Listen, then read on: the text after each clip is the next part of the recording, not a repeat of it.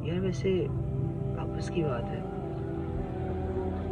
कितना बेसहारा और कितना तन्हा और कितना कंफ्यूज है वो इंसान जो आजकल के दौर में, जहाँ सारे रिश्ते साथ छोड़कर चले जाते हैं, सारे दोस्त साथ छोड़ देते हैं, सब अपना सोचते हैं। नफसा नफसी के इस आलम में, इस नाजुक से दौर में जो शख्स अल्लाह से कटा हुआ है, कितना बेसहारा है वो शख्स जो अल्लाह से दूर है अपने ही आमाल की वजह से, अपने ही गुनाहों की वजह से, नफ्स की दो घड़ी चाहतों की वजह से उसने इतनी बड़ी ज़ात को पीछे छोड़ दिया। जिना के 5 सेकंड की लज्जत को हासिल करने के लिए कुरान की आयतों को इग्नोर कर दिया, अपनी नज़रों की लज्जत को हासिल करने के लिए। यार ये बातें कैसे तू बोल सकता है दीन?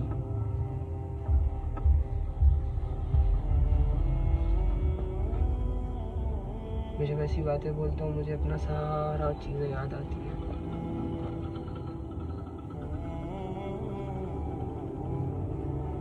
किन अंधेरों में था यार, किन गुनाहों में था मैं। कभी कभी समझता हूँ मेरे पास कोई राइट ही नहीं है लोगों को समझाने का,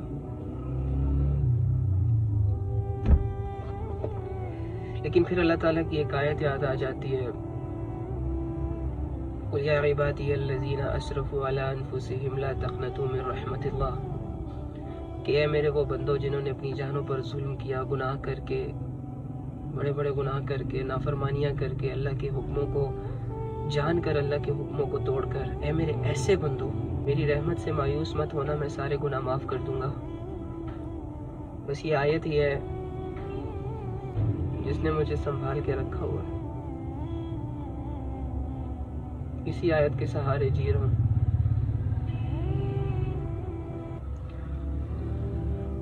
हो सकता है अल्लाह रब्बुल इज़्ज़त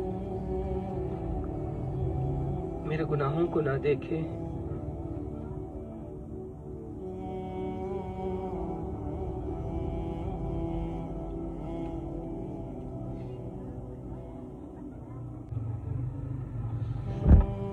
sorry, I am really sorry. मैं टू फेसेस बंदा नहीं हूँ, मेरे दिल में जो होता है मैं वो आप लोगों के सामने रख देता हूँ। मैं जैसा अंदर से हूँ वैसा ही बाहर से हूँ, तो इसलिए कभी कभी बोलते बोलते भी कुछ ना कुछ याद आ जाता है। यार बस जो हूँ आपके सामने हूँ, जो समझा सकता हूँ समझाऊंगा, जो खुद को समझा सकता हूँ वो खुद को समझाऊंगा। बस एक स्ट्रगल है, एक मेहनत है। बस आपसे एक गुजारिश करनी है यार, कि अपने आप को मरने से पहले एक बस ये रियलाइज करवा देना कि हमने अपने इस्लाम के साथ अच्छा नहीं किया, हमने अपने अल्लाह के साथ अच्छा नहीं किया जो हमारा सबसे ज़्यादा खैर ख्वाह है।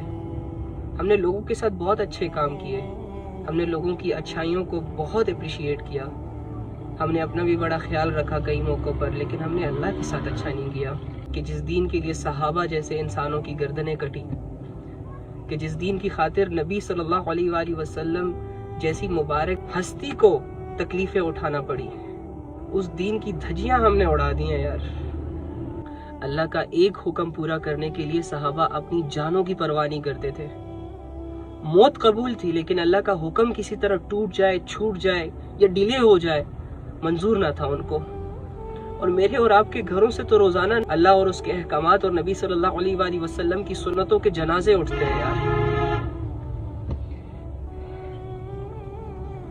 कोई नहीं यार, अल्लाह बड़ा गफूर और रहीम है, माफ कर देगा। हम भी बड़े निकम्मे हैं, ये भी तस्लीम कर लें। फिर हमारे दिलों में भी चोर है, हम भी शैतान के गुलाम हैं। अल्लाह तो गफूर और रहीम है, उसकी ज़ात तो ऐसी ज़ात है कि जो उसे पहचान लेता है उसके बाद उसके अलावा किसी का सोचता भी नहीं है। अल्लाह रब्बुल इज़्ज़त को जो जितना जानता जाता है वो उतना उसके करीब चला जाता है। उसकी ये ख्वाहिश होती है, वो सारी दुआएं भूल जाता है, वो दुनिया की चाहते भूल जाता है, अल्लाह से अल्लाह को मांगने लग जाता है। और इन कैफियतों से अगर एक मोमिन नहीं गुजर रहा, अगर अल्लाह की दी हुई ज़िंदगी में अल्लाह के लिए वक्त नहीं है, तो मैं ये समझता हूँ कि हमसे ज़्यादा बेवकूफ़ शख्स इस दुनिया में है ही नहीं।